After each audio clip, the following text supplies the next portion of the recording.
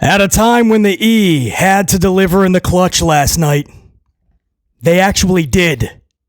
Staring at this beast that is Netflix, this juggernaut that Tyson and Paul had become. Hunter Hearst Helmsley, WWE had two options last night. Number one is they curl up in a ball and they hide in the corner waiting for the Netflix storm to pass, right? They tap out from the jump. They want no part of Tyson Paul. They want no part of Netflix. We'll save everything we've got till next week. Let us know when the Netflix storm has passed, please, and we'll come out of the corner. Or option two is you just fight back. You battle. You go punch for punch, and you do that by putting your best foot forward. Deliver your best show. Or at least, here's a crazy concept, a good show.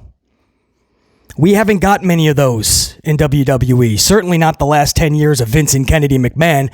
And not even that many under Hunter Hearst Helmsley. Contrary to what you might hear in the community, how he is cooking. And he's putting on his chef hat and his apron. And man, he's firing up filet mignons and pristine lobsters. Get your glass of wine. It's going to be a feast. Hunter's cooking. No, I'm not really coming across too many good shows, especially not consistently. Last night, this was a complete show. Would I have changed some things, especially some booking? Absolutely. Did I like Tommaso interfering? Of course not. Things like that. But in totality, when you're going up against a beast like Netflix and a juggernaut like Tyson and Paul, if this is the show we were going to get, guys, full honesty, I thought this was going to be a throwaway. I had both side by side, the big fight and WWE SmackDown. I thought I'd be looking at that right screen, the fight night, a lot more. I was actually glued from 8 to 10 p.m. Eastern time to the blue brand of WWE. I was actually more into everything they were doing. That's a good sign, right? If you were flipping back and forth, if they were both on cable, I probably would be on WWE more than I was with what Netflix was producing. And we're going to go over it, man. The cliffhanger ending was absolutely brilliant. Of course, that's from the mind of Paul E. Dangerously Paul Heyman. And Roman Reigns making the call to Paul Heyman. But what he got as a response absolutely shook him to his core. We'll be talking about that cliffhanger from last night. I absolutely loved it. Then they had a big tag title match to which Montez said it was title victory or bust. So you were interested. Wait a second. There's no way they can actually win the titles. Motor City just got them 2 weeks ago. But he's saying bust. Are they going to break up? But you got to believe Tommaso is going to interfere, right? That's the easy way out. Well, that's actually what happened. So why is BC actually more than okay with that finish? I'll explain when we go over this review. Because I could not praise Montez and Dawkins enough from their performance last night. But I'm going to attempt to. Because what Montez and Dawkins did last night, even with that type of booking, damn, out of the park, Grand Slam status. We'll talk about that tag title match. Our girl Naomi, she went for the women's championship last night in a failed attempt. But if she has not shown the world why she has earned your respect, I don't know what else she can do.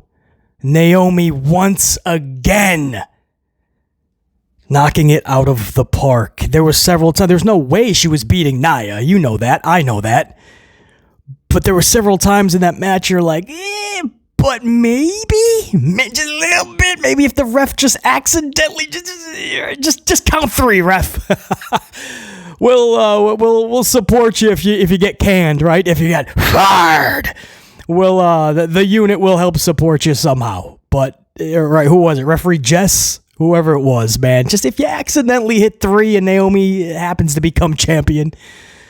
We'll make sure it's worth your while, right? There was many moments where I was like, just count 3, ref, just do the right thing. Because Naomi, man, you were just reminded so many times in that matchup, like, how has she been there more than 10 years? What was it, 12 years plus, correct? And she only has 2 titles. I always compare it to Charlie because Charlie's been there less years and has 14. You're not telling me Charlie is that much, if any, better than Naomi. Are you telling me it's because on the mic? Many would say Charlie's robotic on the microphone. 2 title victories, man. That's it. Last night, you were reminded yet again, oh yeah, Naomi is so good. We'll talk about that performance, how it ended, and BC's thoughts on it, what happens next as well. So those 2 big title matches last night. The return of Shinsuke Nakamura, I thought was brilliant. The big cliffhanger with Roman. Cody Rhodes is giving an ultimatum to Nick Aldis. Kevin Owens is cutting an OG BC car rant. If you guys remember the channel back in the day, Kevin Owens is up in the is up in his vehicle just cutting a promo. Man, top to bottom, this was a complete show. One of their best shows ever? Of course not. But when you're going up against a beast like Tyson and Paul, you could have easily phoned it in, like I believe WWE has already been doing going into the holidays. They didn't do that. So I could not be more pleased and give a salute to Hunter Helmsley and WWE for actually battling last night. So I'm going to get a huge swig of coffee. We're not even going to go to an opening signature. This may take a minute because there's many things to go over. So if you guys got the time, if you don't, come back to the channel later. But what we're about to do, I want you guys to have a fresh bevy. A little bit of time, kick your feet up, relax. We're going to talk all things SmackDown from last night, set up Survivor Series as best we can, which is only 2 weeks away. But before I get into all of that, I do have 2 things to cover first. And the first thing, you guys know, you want my thoughts on this. I know you've been waiting. Oh, I'm going to give you my thoughts on this hot topic. Now, let me get another one. Hold on. Tyson and Paul. I'll only spend 2 minutes on this. I assure you guys. I know you come here for SmackDown. You didn't come here to, a lot of you guys aren't interested in boxing or Mike Tyson from the 90s. And you don't care about the Paul brothers. I get it. But this was a big thing. It was a huge thing. We talked about it a lot in yesterday's live stream right before SmackDown. That was for members only. I appreciate you guys big time, by the way. That was on 10 minutes of notice. And we rocked that stream out. It was supposed to be about a half an hour. It ended up going over an hour. So channel members, dude. Damn, that was a lot of fun. I was able to do a shout out too. I haven't been able to do that in a while. Every single channel member got their shout out last night at the end of that stream. I thought that was awesome. I love doing that. And by the way, real quick, I'll get back to Tyson Paul. Guys, you may notice your channel member badges. If you've been a channel member for over a year, it is no longer the Golden Amplified Star. It is now the Diamond Club. That is your official Diamond card. So you still have a newly designed gold card if you're a channel member a year and under. If you hit a year of channel membership, you are now the Diamond card holder. So it's a change that I've been wanting to make for a while. Just make it more prestigious. It's a whole nother tier. It helps BC know who's been rocking with BC for what amount of time. And you can also, you can credit that change, what sparked the conversation, to a big channel supporter and current AEW wrestler who recently said, BC, what is it, middle school? You're handing out gold stars? Because, it was the Golden Amplified. So I thought it was prestigious. I love that Amplified star. But he said it as a joke. We laughed. And then I was like, wait a second. They did give gold stars out in middle school. So I said, we got to make that more prestigious. So you can thank this certain AEW star for busting BC's balls over a bevy recently for that diamond change. It looks sexy, man. We made those channel membership badges much more sexy. So you guys are going to notice them after your name, all my channel members. I hope you like it. And if you're 2 years and up, which is next month, our first batch of 2-year members, the Golden Coffee. There is nothing more prestigious in this whole entire industry. That's right, I said it. So it's a little side note, guys. A big live stream last night. I appreciate all my channel members. Thank you for allowing me that stream to show you that appreciation. So what we talked about in that stream, though, was Jake Paul, Mike Tyson, because that was what everybody was talking about. It was not SmackDown. It just wasn't, guys. So the whole point of that live stream is what SmackDown has to do to compete, and you have to compete. We talked about how the good thing for WWE is the main events usually go on late, past 10 o'clock, when WWE would already be off the air Eastern time. The bad news is it was a double main event. In the first main event, a lot of people were looking forward to more than Tyson and Paul, and that was the women's battle, the women's war of Katie Taylor and Serrano. And guys, once again, it lived up to the billing. But because of that, everybody didn't want to miss it. So they were going back and forth, and they would check out the undercard fights, and they would stay on Netflix, and that's where SmackDown was going to reach a big issue if they were not producing a good show. So we talked about that. You guys can catch that live stream. It is up on the air, even though that was only channel members only. But the fight itself, here's my take on it. I will only take 2 minutes on this, hopefully. Setting this up was more than 2 minutes, but Mike Tyson was every bit of 58 years old last night. It was so sad to see. If you follow this channel, like my childhood is basically, you can sum it up to 3 Mikes, right? If I had a Mount Rushmore, it would only be 3, like legends.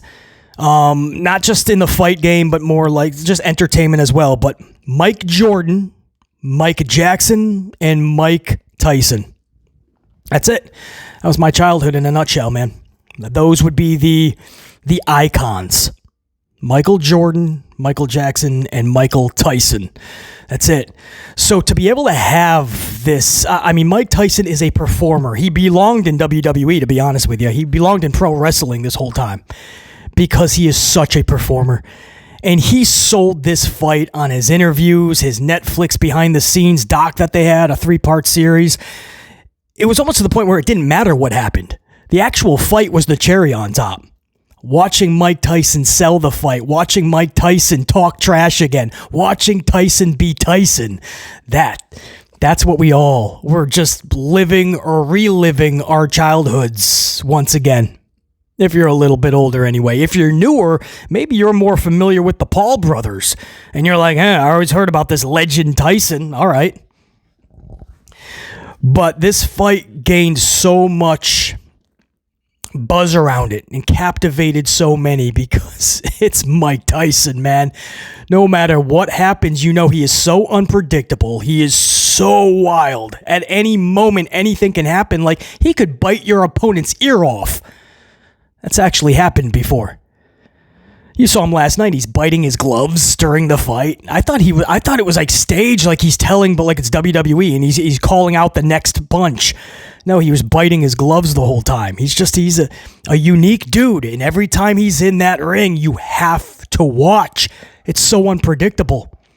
Unfortunately, guys, he looked every bit of 58 last night, and after just one round, if even, after the first minute, he was blown up. His legs were gone. And anybody who's ever been in fights, once your legs go, your power is greatly reduced. Just is. You can work on strength. You can keep it up to par in some aspects. But when you're in like boxing in a fight and you want to do a push-off or put some thrust behind it, somebody like Tyson, who is a charger, right, just charges at you, protecting that face, charging, giving you those shots, close-ups, back, uppercut. You want your legs involved. His legs were gone in the first minute. Problem with that is you had many, many minutes and several more rounds to go. At any moment, Jake Paul could have ended Mike Tyson with a knockout. Literally, guys, if you saw the fight, Tyson was immobile. He couldn't move anywhere, guys. He was like Giancarlo Stanton for the Yankees, who can't run the bases. So you say, well, BC, why is Stanton a Yankee then if he can't run? It's because he's got that one home run shot.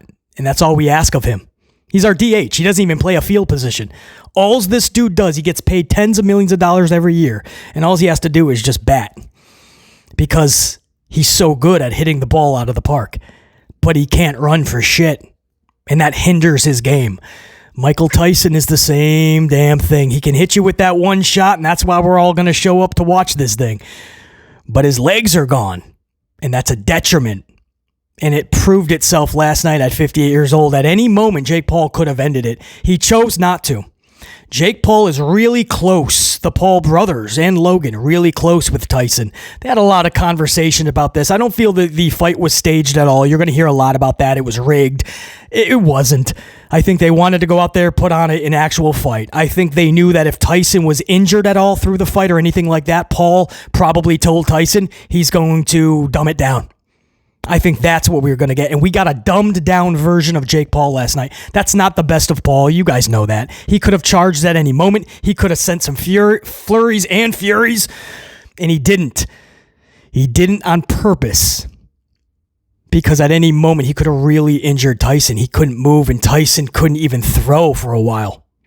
Several times, several of those rounds, it looked like his punches were at like 80% reduced speed from what Tyson usually is capable of.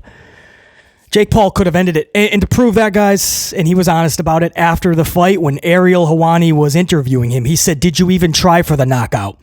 And Jake hesitated, smiled and laughed and said, "Listen, I was trying to make sure nobody got hurt. I was trying not to get hurt," he said. He never actually said, "Yes, I was trying to knock him out." He laughed, hesitated, tried to think about the question, and just said, "Listen, I just want to make sure nobody was getting hurt." So at least he was honest. And on one hand, Jake Paul, he'll go down as the W. He'll take the W and he can move on to something bigger. The bad part is because he didn't go for the knockout and Tyson looks so bad, the fight looks so sloppy and just not good. And I think that's going to be a detriment to Paul. Like, dude, if a lot of people are going to think that's the best that he is, and it's not. But if they look at this fight and they go, dude, Jake Paul sucks. If they judge it on this one fight, then yeah. But, I mean, and I know a lot of people think Paul does suck, but he's way better than that, dude. So now my thing is, are people going to care about Paul's next fight because this was so bad? But guys, we got to see Tyson doing his thing. And I'm not even talking about the fight. I was really hoping for him it would turn out better. But, Father Time has a way of just gaining W's nonstop, right? Pretty much undefeated, I believe, is Father Time. The Undertaker's Mania streak can't hold a candle to Father Time's streak. And the only difference is that's not just at Mania. That's all the time Father Time is going to win out. And at 58, Tyson was just cooked. He was asked afterwards by Ariel, "Tyson, do you ever think you'll do this again?" We were all hoping at that point, as much as it was great to see Tyson, we were all hoping that he was just going to go, no, that's good. I just wanted to push the limits. This is it, man. Much love to Jake, and now here's the torch. But Tyson goes, yeah, maybe, if the situation's right. In other words, if the money's good enough. And then he planted the seed for Logan Paul. Now, that's not going to be a boxing exhibition. That won't be sanctioned. But that sure as heck would go to WWE WrestleMania. He looked at Logan. He said, if he wants to fight, I'll absolutely do it again. And Ariel goes, what, Logan? So Ariel brings Logan over, former United States champion. And Logan goes, motherfucker, I'll knock your ass out. It was hilarious. I think even Tyson kind of laughed a little. But then he just got straight face like he was serious. But the way that Logan was acting, it was almost like they had that plan. Like afterwards, let's set something else up. Maybe we can do this in the E. Of course, Tyson has strong ties to WWE. So, did we just see those seeds planted? How would that work out? Logan Paul is really good at this wrestling thing. I would hate to see him waste a Mania appearance trying to be a boxer. And after the performance we just saw from Tyson, it wouldn't even be believable to even fabricate a wrestling fight in a wrestling ring or a boxing fight in a wrestling ring. It wouldn't even be believable. So it would just have to be a fight, right? Logan versus Tyson in a fight. I don't know. Like I said, the promotion of it is what is better than anything else. The actual fight, the actual match, whatever you want to call it, that's the cherry on top. Watching Tyson sell these fights. There's nothing like it in the world because every time he speaks, every time he takes an action, you are captivated. That's what Mike Tyson does. So no matter what the outcome last night, no matter how disappointed most will be, I hope we remember how fun this ride has been the last several months. Because Tyson took us on one fun fucking journey. And that is the way that it probably should end. But if he wants to do a WWE match, fight, let's go. I don't care if that's a hot take, man. Mike Tyson can sell better than 99.99% of pro wrestlers today. So yeah, I would greatly welcome him, and I would greatly say, here, take a spot. Because that's the big thing when that happens, right? Oh, he's taking a spot from somebody who has earned it. Yeah, tell them to get better. Do better. Captivate us better in the ring instead of doing flips and dives. Tell them to get better on the microphone. Because Tyson can sell. That's why everybody tuned in. I don't know if everybody tuned in to really think Tyson was on a knockout Paul, but just knowing that Tyson can do it in one punch, at least it was in our subconscious, right? We were all hoping for that. But again, every bit of that 58-year-old Tyson showed up last night, and you were quickly reminded, or at least brought back to reality. Even the best, unfortunately, have to tap out to Father Time. That's my take on the Tyson Paul fight. The real winner here, the real main event, was Katie Taylor and Serrano. And Serrano was robbed, screwed. This was the Texas screw job. Serrano won that on all three fronts. First of all, Serrano won on the fact sheet, right? Punches landed, percentage, punches thrown, all of it was in favor of Serrano. So if you're looking at the fact sheet, she wins. If you're looking at the deductions, which should have been more than 1 point, there was like 4 or 5 headbutts, first of all, then there should have been a couple of deductions to Serrano's 0. So on deductions, if it's close, which it was, Serrano wins there too. So fact sheet, she wins. Deductions, she wins. And just to the naked eye, anybody who watched this knew that Serrano won the fight. And Serrano lost the fight. Texas is known for absolutely screwing individuals in a fight.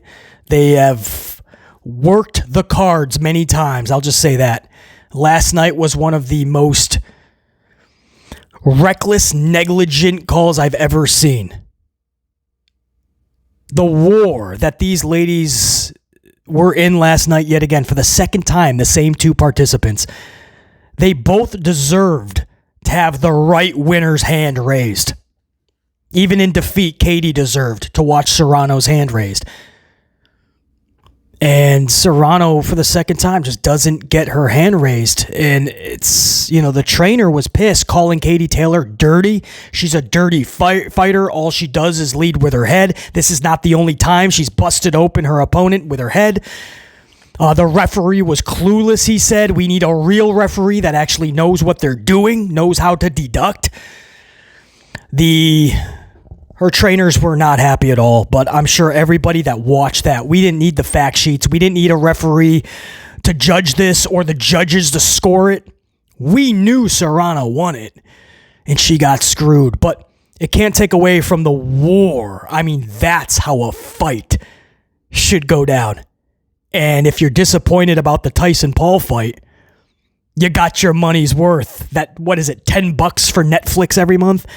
You got your $10 worth watching the women battle in that war. That was the true main event. Salute to the Paul brothers, man. They're so good at what they do. Jake Paul making his own in this boxing thing, whether people want to give him the respect or not. He's blazing a path that others, it's just, they pale in comparison. And Logan Paul, he picked up this pro wrestling thing pretty quickly, man. He didn't wrestle enough, and that's why we said the title can't be on him. But if he did, that title absolutely would belong on him. So you got to salute the Paul brothers, man. Blazing a path, starting just creating content on a platform like this to where they are now. And of course, a major salute to Mike Tyson.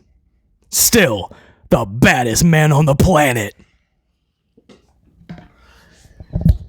All right, so SmackDown 11/15/24, the amped up review. Cody Rhodes starts this show. He demands KO to the ring, but instead he gets Nick Aldis. So Cody gives Aldis an ultimatum. Cody tells Aldis, give him Owens in a WWE ring, or it's going to happen outside of a WWE ring, and that's not how you want your world champion perceived. So in other words, dude, we can do this the easy way or the hard way. Just do this inside the confines of your show, or we can do this in the parking lot of a Home Depot, right? We can do this inside of a strip mall, Owens' front lawn, whichever needs to be done. But just, Nick, let's do this the easy way. So this was a good promo by Cody Rhodes. There was a lot of just, I always say this about a lot of these wrestlers, right? The serious side of them is more fun.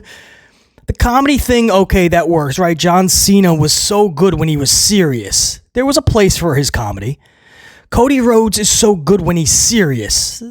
Most of the time, he's just kind of smiling with his dapper suit, right? Just happy-go-lucky Cody. But when he gets serious, you really can get into it more, right? Matt Riddle was known as just a goofball. Always just smiling and riding his scooter to the ring. But when he got serious, Matt Riddle was actually really interesting. Montez, right? He's the funny guy. He's got the cups falling on his head and he dances with his partner. But when Montez gets serious, dude, it's good. So Cody was, he's really, I enjoy this much more than I do when Cody and Kevin were buddies and friends having a wrestling match a month ago, whatever it was. That was just so bad. That was just a filler. They had nobody for Cody. They're just like, Kevin, it's too late to turn you right now because the match is in 2 weeks, but let's just have you guys wrestle as friends. And then we'll think of a way to turn you, and then you could have a match as a heel. But that was so stupid a couple months ago. I think that was in Berlin, right, Germany? Yeah, I think that was the same event where heel Gunther shook the hands of face Randy Orton. And then on the same night, you had friend Cody and friend Kevin hugging it out. It was so bad, man. So much love over in Germany. So this was a good promo. Cody was serious, right? He really wants to get to Kevin Owens. The problem is the live crowd was completely checked out. You guys don't have to take my word for it. Check out the promo. When Cody finishes the promo, gives the ultimatum to Aldis, and Cody leaves the ring, nobody's cheering or anything. Even when the music hits, and then people, it's like their cue. Some people start cheering because the music hits. Oh, I think we cheer now, guys. But most of the crowd was like, that's it? Is Cody done for the night? Is that all we're seeing of Cody? So WWE has lost the way to deliver a good promo, help continue a good story, hopefully what we hope is a good story, but also captivate the attention of your live crowd, because then that's going to come across to everybody watching at home, and it's going to feel more important, right? It's going to feel more special, and then we can get more into it. But when the live crowd is they're like confused, is that the end of the segment? It translates to the crowd at home. I hope that makes sense. And that was the problem with it. They lost the way to deliver what they need to. Good promo, continue the story. All that was great, grade A. And then they just don't know how to finish it, so the live crowd pops. Cody just leaves the crowd's like, that's it? What are we getting? So that's the only downside to it. Other than that, I like this. They're setting up this thing next week, right? Kevin Owens later in the show was in his motor vehicle, and he was about to drive off to get a coffee. Who knows? Maybe go to Universal Studios with the fam. He's a big theme park guy. So he jumped in the car and he decided to cut a promo for Nick Aldis in WWE. And he's just saying, listen, how am I to blame for any of this? I'm just showing up and doing my job.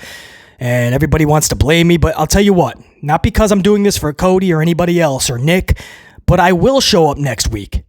All right, you invited me. You want to have this little sit down, whatever. I'll show up. But just remember, no matter what happens, I'm just doing my job. So Kevin Owens is just saying, all right, I'll show up, but careful. Because if you push, he's going to do more than push back. So Kevin Owens giving that OGBC card type promo. And I just thought that was, listen, Kevin Owens doing a car rant. What? What?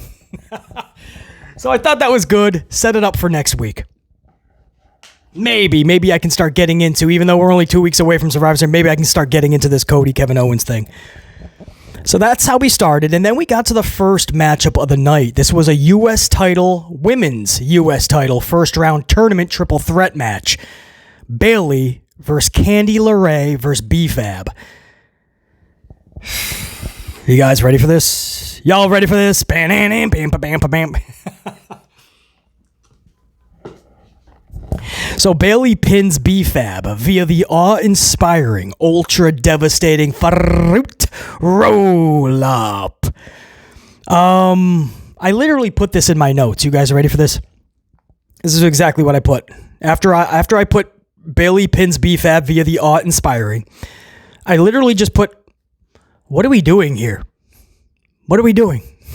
What are we doing? Much love to B-Fab, by the way.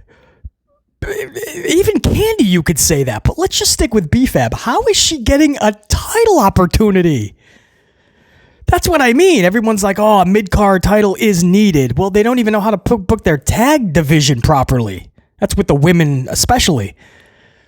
So you're adding more titles, okay, but if you don't know how to book everybody properly, the titles are just going to weigh the division down even more. Half the time, the title is on the main champions, like Nia, Liv, and many others that held it previous. It doesn't do anything for them because there's no booking that's proper. So adding more titles is not always the solution, right? Sometimes or most of the time, it's quality over quantity. But so you made this new title and you're basically just admitting, like, listen, we don't have that many females, right? I think right now active is like 34, 35, something like that. And once this title is introduced, you're going to have 5 championships.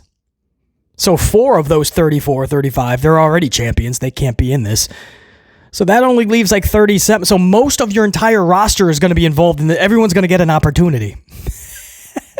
That doesn't seem a little odd, right? New title. Everybody's going to be going for it. Everybody gets an opportunity at it. Well,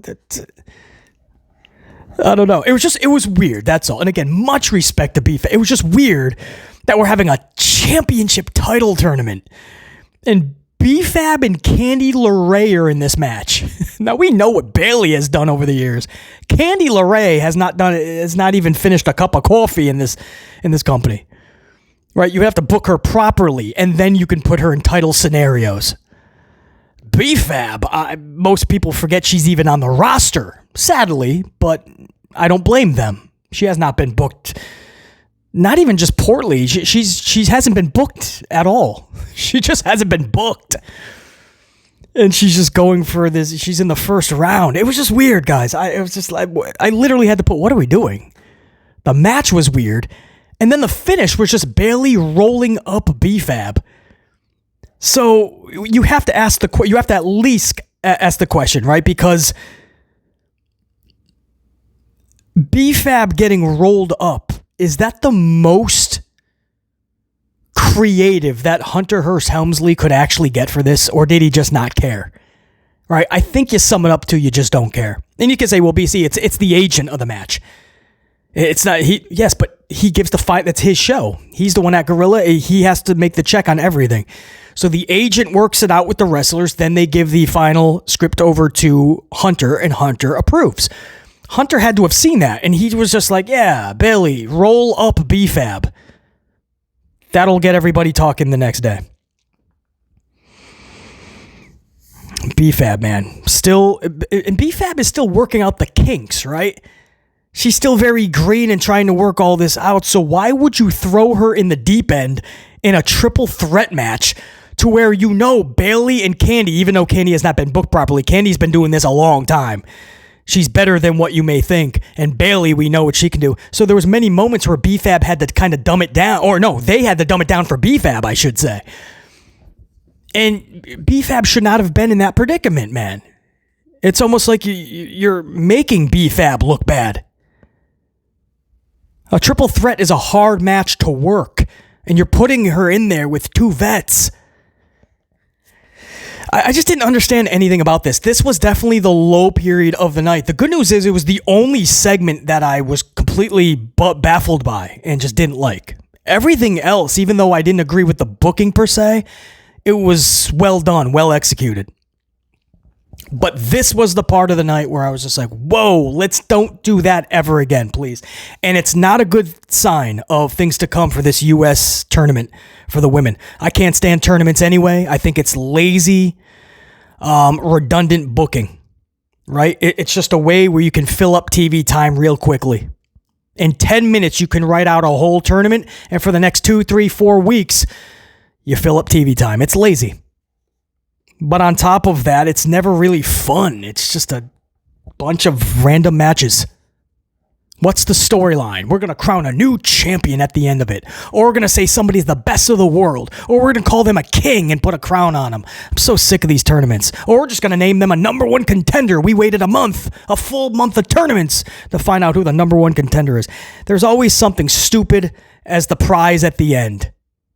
And usually the journey is not worth it. The journey is not worth the destination.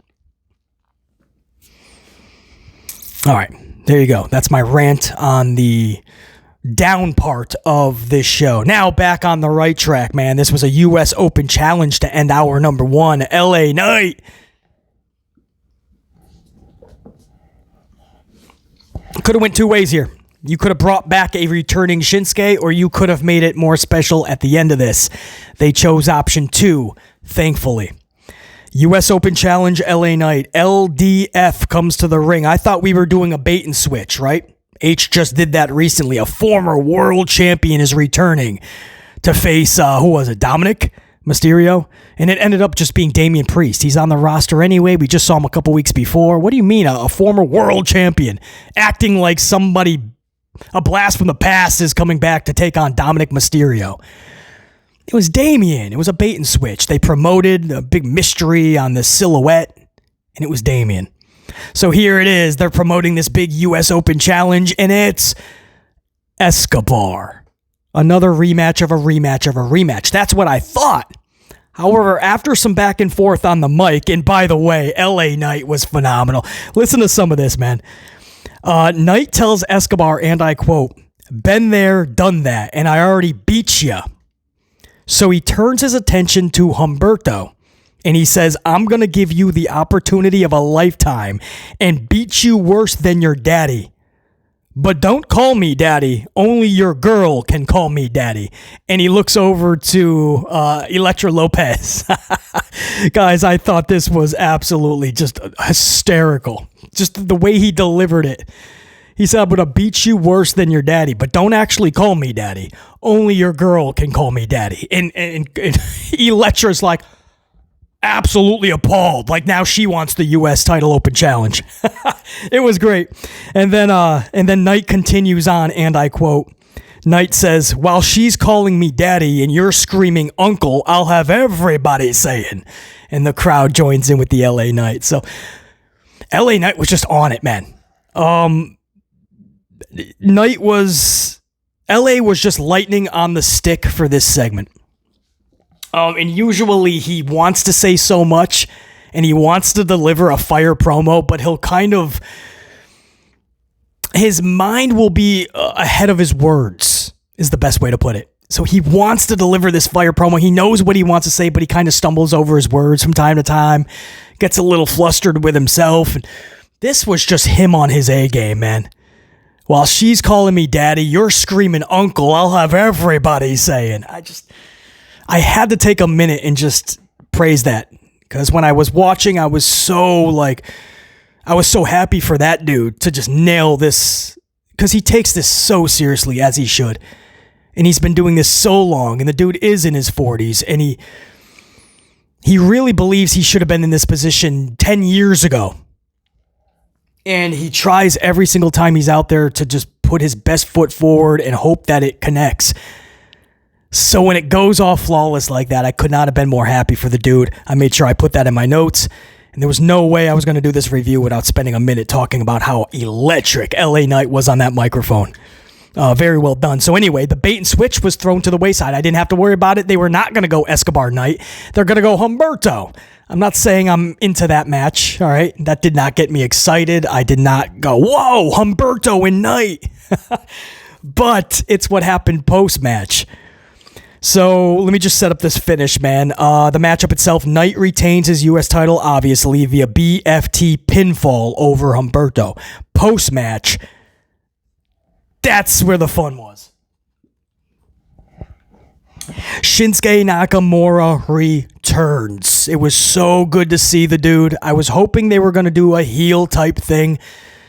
I just think he's best suited in that position right now. And I didn't know if they were going to take him right to like a title situation, but the way that they kicked it off last night, I'm more than okay with it. Shinsuke returns, drops Knight right where he stood like a stack of bricks. Shinsuke is looking phenomenal. Shinsuke's got like this long black trend, like old school Shinsuke, if you ever remember. He kind of had this look in the past, but he's got the long black trench. He's got like the red paint around his eyes. Something to that effect. I got a quick look. Not close enough, but it looked like there was like paint around it. Just looks like Shinsuke is Shinsuke of old with the volume turned up even more. So it remains to be seen how this will be booked. But that was so well done. I was not expecting that. I thought maybe LDF will jump in. Somehow we're going to get another Escobar LA Knight Part 85 match. And I'm thinking Shinsuke and Knight for the U.S. title. Yeah. I'm sure there's a lot of people not down with that, but I see no issue with that. Just give them a fun story. And dude, it's Shinsuke Nakamura still, most likely. We haven't seen him in many months, but I doubt he lost that much in the past several months. He's probably more than likely still one of the best wrestlers on the planet. So then we go to hour number deuce. Hour number 2 begins with the Battle of the Bloodlines. It was Bronson Reed.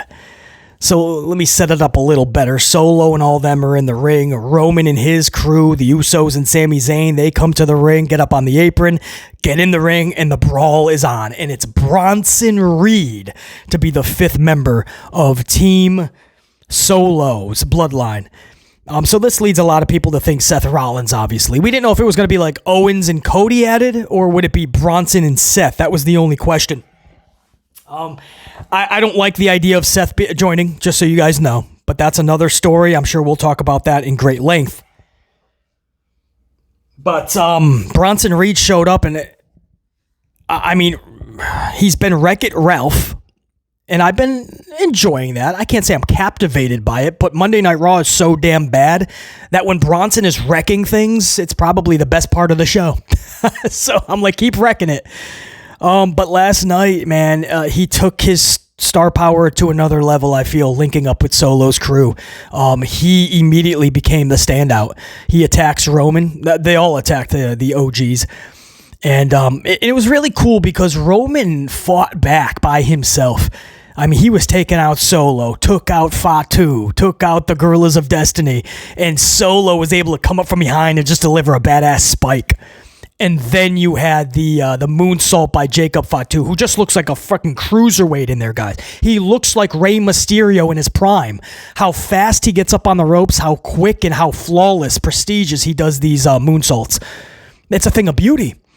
The guy is a big dude. So he delivers so it's a Solo spike, a moonsault, and then Bronson goes up for a tsunami. Roman is absolutely annihilated. But he almost took out by himself the entire Bloodline, including a Bronson Reed. But in the end, it was indeed the Bloodline in the numbers game, Solo's Bloodline, that would win out, and Roman is absolutely destroyed. And I think it was Jey Uso who just kept screaming, make the call, Luce, make the call, make the call. So later in the night, remember that, because later in the night we would end the show with Roman making the call, and how it ended was so been good, bro. It was so good. Simplistic, but incredible. So I like how they set it up there. Start of hour 2. I wasn't a fan of the brawl at first. Too much brawling. Hunter relies on the brawl too much, and it's becoming a thing where it should be special when you get a brawl. You should feel like it's fun, right? It's chaos. But we see so many brawls that it's kind of like, oh, another brawl. Can we get this one done in 60 seconds, please? But so I wasn't a fan of the brawl up front, but man, as it unfolded, I was like, and then I saw Bronson. My first thought, like a lot of you guys, oh, Bronson, really, bro? He's the 5th? But then you're like, he actually fits with them. He looks like he would be a relative, first of all. I mean, the way his hair was rolled up, just everything, obviously all in black. He just looked, if you looked quickly, you would have thought, yeah, that's a family member. So it looks like he belongs. But then, him with Fatu and the Gorillas, it's like, yeah, he actually does belong. Like, that actually fits. And then he just looked badass. I mean, that's the best that Bronson has looked, I feel. So, as it went on, man, I really ended up liking that opening segment to hour number 2. And then we go into the tag title match. This was the part of the night that I was looking forward to the most. Street Profits versus Champions Motor City. Motor City just got the titles 2 weeks ago. But Montez and the Profits said it's title, victory, or bust tonight, which was last night. They said there is no plan B. It's only plan A. And that's Friday night in this title match. That's it. We get the titles or we're done. They didn't get the titles, though. So they have this matchup, and it was, right, title, victory, or bust, according to Montez. And it was bust. They did not get it. We all knew that DIY was going to interfere, more specifically Tommaso. And that's exactly what happened. Tommaso gets into the ring, takes out the Motor City, I believe, correct? So the Profits ended up winning via DQ. I think that's how it went. So then Johnny Gargano gets in the ring, tries to back off Tommaso. Tommaso's pissed. He shoves Johnny Gargano ass to the canvas. Tommaso storms off. Johnny follows him up the aisleway. So this DQ allows Motor City to keep the titles, and it's kind of an out, right? Or bust, but we never got a chance to conclude the match. Looks like they're going to set up probably a triple threat like DIY, Motor City, Street Profits. And Profits, even though it's so close to the Motor City Machine Guns actually winning those titles. I understand, and I hate switching titles so close together in proximity, but the Profits you got to give them the momentum right now. Especially this new attitude that they have. I'm going... And if it's a triple threat, right, the champs wouldn't have to be pinned. So Tommaso could get frustrated, take out Gargano, and maybe Gargano's the one that gets pinned. So Tommaso gave up the chance of winning the tag titles to separate from Gargano. They already planted the seeds of their separation anyway. It's an out for Motor City not to get pinned and Profits to get the titles. I'm future booking, I know, but it's just coming to me now as I'm thinking about this. That's kind of an out for Hunter if he chooses to go that route. It is an out for him. But that's future booking. What happened last night? Tommaso storms off. Johnny goes up the aisleway, and Motor City keeps their titles. So it was bust. But it was done in a way where it's kind of like, all right, we can't hold his ass to the coals too much. It wasn't anything they did. Tommaso ruined it all. And again, we kind of knew that was going to happen. It was just, how do they do it? And I think what makes this easier for BC to digest is what happened afterwards. When Tommaso was already up the aisleway, Johnny chases him off, tries to go after him and, console him, apologize. I don't know what Johnny Gargano's doing. Johnny Gargano is like the little brother who's always trying to hang out with the older brothers, and they're just like, get away. He's always running after, hold on, I want to go to the movies. But it left Motor City and Street Profits in the ring. And now Motor City is trying to apologize. Guys, I know, man, this sucks. We didn't get to do We're sorry, man. It wasn't on us, and they're trying to do mutual respect. Now, there's one of two ways you could have went here, and if you follow this channel, you know damn well, please do not go route number one. Route one, option one, is you could have them end in mutual respect. Profit, it was bust, but it wasn't on their accord. So, live to fight another day. We'll do this again. And this time we want it to be fair. And you could have had the Profits shake the hands of Motor City, right? Profits, they're so fun. Profits are good guys. They're nice. And Motor City, yeah, they're good. They're all faces. You could have had them all shake hands. Mutual respect. Or, you said or bust. Right? Even though Motor City didn't really have anything to do with it, wouldn't you be pissed off? You said or bust. So you look at your fellow faces, and maybe you knock their block off. So Motor City is trying to do mutual respect, apologize, help them up. Dawkins looks at Montez and goes, "Are you mutual respect?" Boom! Baka! Right hand. Drop. Who was it? Was it Shelly that got taken out? I forgot exactly which. Maybe it was Shelly, but just takes out one of the. And it was Montez. I don't think Montez laid the. I think maybe.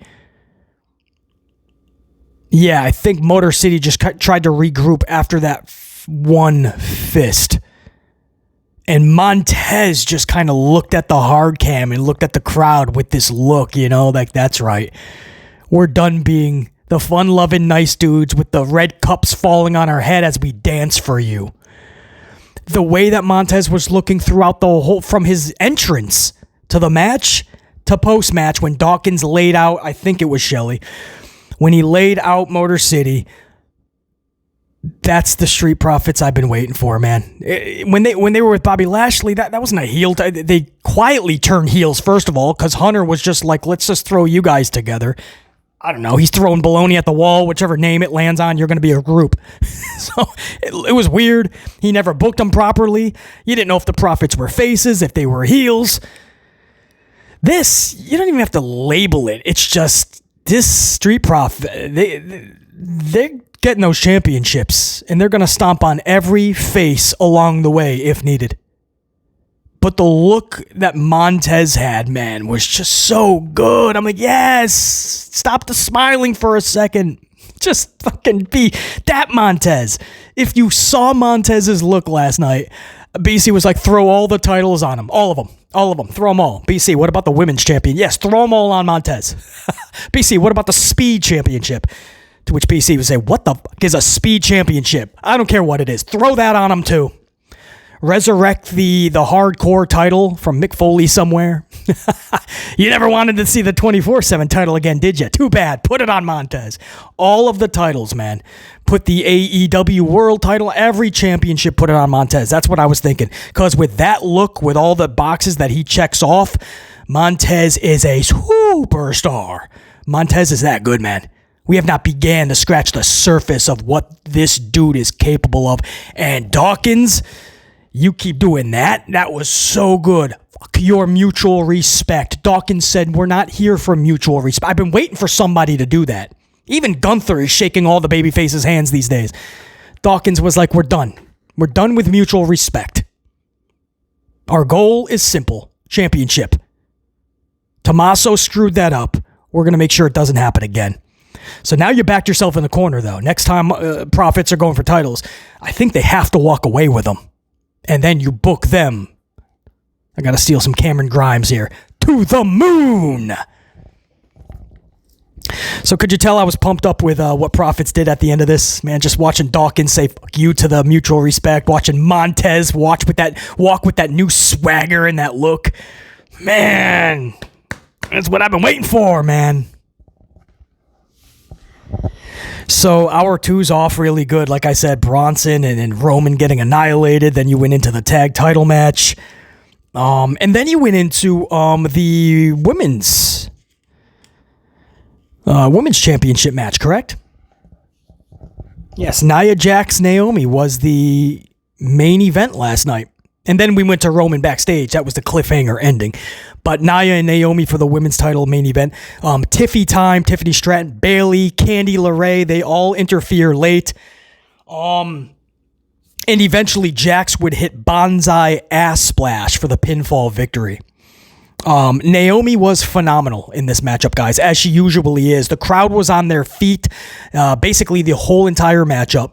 Several near falls, and they were waiting to erupt for Naomi. Literally. Like, if you go back and check this out, man, Naomi had them in the palm of... And Nia, it takes two to tango. Nia was doing really good as well. This is her best run easily, Nia Jax. And they did something funky. I don't know if they planned this way. They didn't show it on replay, I don't believe. So maybe it was a botch. I don't know. But Nia had, up on the second rope, Nia had Naomi into a body slam position. She goes to body slam off the second rope. But somehow, so not like a Spanish fly because it's a body slam. But somehow Naomi was able to like switch it. And Nia went back first on the almost like a reverse body slam in midair. Something like that. So that was wild, man. But Naomi really just had everybody just waiting to erupt. And I'm not saying that Nia should be dropping the title on a SmackDown like this, but there was many times where even BC was like, if the referee wants to accidentally hit 3, I don't know, man. BC in the unit will pay for her coffees for a few months till she gets back on her feet, if it was referee Jess, whoever it was. But no, in all seriousness, man, if they were to hit that 3 count, I don't think I would be ripping that decision in this review if Naomi was hoisting up a title last night. But she just did so good, and it just reminds everybody, not me, because I already know, but I hope that it reminds so many fans, like, whoa, Naomi's really good. Obviously, she has the look, and you can sell so much marketing. They just never chose to go marketing with Naomi. I'll be the first to admit she's not the greatest on this. But, I mean, neither is most of that women's roster. Most of the men, too. They just don't know how to rock the microphone. So if you're just holding back Naomi because of that, man, then you got to hold everybody back, or most. Because she's checking off every other box. I mean, when she gets in that ring, you're just like, whoa, she's the highlight. Doesn't matter if it's like a Royal Rumble. Usually you're talking about the wild shit Naomi was doing. If there's a 6-woman tag or a Fatal 4, usually the best competitor in there, the actual move for move, was Naomi. So I just cannot praise her enough, I usually think, and then I end up praising her even more. This is another situation where Naomi, man, and she comes off yet again, comes out on the wrong end of the stick, the wrong side of the fence, a bonsai ass splash. But man, if she has not earned respect by now, I don't know what it's going to take. I mean, at that point, people are just hating on Naomi just to do such, because this was a performance where you're like, oh, that was freaking good, man. RESPECT. Does that spell respect? Did I get that right? Yeah, I think so. To Naomi, salut. And then we went to the end of the night, man. Roman Reigns is actually taking Jey Uso's advice, and he's making the call. Call, wise man. So cool, right? You didn't know, right? You thought it was just end like that, right? Him calling up Paul Heyman, the wise man, he says. But no, they actually had it ring, or attempted to ring. And you're like, whoa, they're actually going to have Paul like talk. No. Do-do-do. The person you have tried to call is no longer in service. This whole message comes up. Paul Heyman has disconnected that whole line. It was a thing of beauty, man. Like, you weren't expecting that. And Roman was absolutely shook to the core. He dropped the phone, absolutely shocked. Because he's like, that was literally and figuratively my line of communication to Paul Heyman. And that's disconnected. Totally MIA. The dude's off the grid. Paul Heyman totally checked out after he was put through that table from Solo's Bloodline. And the separation of OG Bloodline that preceded Solo's powerbomb through the table. So Paul Heyman was just done. It's like Paul Heyman's done with the industry. He's moved on. Man, it's like one of those movies, you know, where you got like literally like the wise man, and he's the only one that knows all of everything. And, you know, the heroes in the movie, they really need him, his advice, his tutelage, his help. But the wise man doesn't want any part of that life anymore. He's moved on. He's grizzled, right? He's got a beard, and he's, you know what I mean? He's moved on. He's out of the game.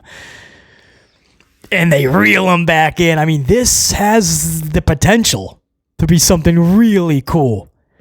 Or do they just rush it because there's only 2 weeks before Survivor Series and maybe next week you have Paul Heyman like in the arena already? But if you wanted to drag this out even past Mania, man, or Survivor Series, I don't know why or how you would do that, but I just wish they did this like a month earlier. Because you could just do this whole thing where you're trying to get the Wiseman because he's the only one that can put these puzzle pieces together. Or at least these pieces where they belong. I don't know. I just love the storytelling, man. It's what captivated me to pro wrestling in the beginning. It's always what will captivate me today and going forward. The matches, that's the cherry on top. I never got into wrestling to watch move for move action. It's the characters that were larger than life and the storylines that made me go, oh, hold on, I'm so invested in this. Roman makes the call. The line is disconnected. The phone drops. Roman is shook to the core. We fade to black. Where the fuck is Paul Heyman? SmackDown goes off the air. I told you guys this was going to be a long one, especially because I wanted to give you guys a little bit of a review for Tyson and Paul, too. So if you guys were not into that, then you could have just fast-forwarded, man. There's no reason. You can't just move around and go to the parts that you like. That's totally fine. But there's no way that I was not going to talk Tyson Paul. This was a huge night where WWE had such stiff competition. And I never use that as an excuse in the ratings. But I always will admit it affects them, no question. Can WWE hold on to the average that they've been at 1-4, which is not good anyway, but I'm sure they'll take a 1-4 again. If they do dip, can they stay at least 1-3-ish? Which is still, again, very horrible 2 weeks away from one of your biggest events, Survivor Series, but I'm sure they'll take a 1-3 against Tyson Paul. If they go to a 1-2 in the ratings, obviously they got punched in the face and got knocked out. You can't score a 1-2 this close to Survivor Series on cable television. I don't care who you're against, competition-wise. So they got to stay away from 1-2. I think the show was good enough to at least pull a 1-3. I will say that. And Roman being on the show had to happen. There was a lot of talk that he wasn't going to be on. There was a lot of advertisements that did not have Roman on it. He had to be there. So I'm really glad that Hunter Hearst Helmsley, WWE, decided to fight back and actually deliver.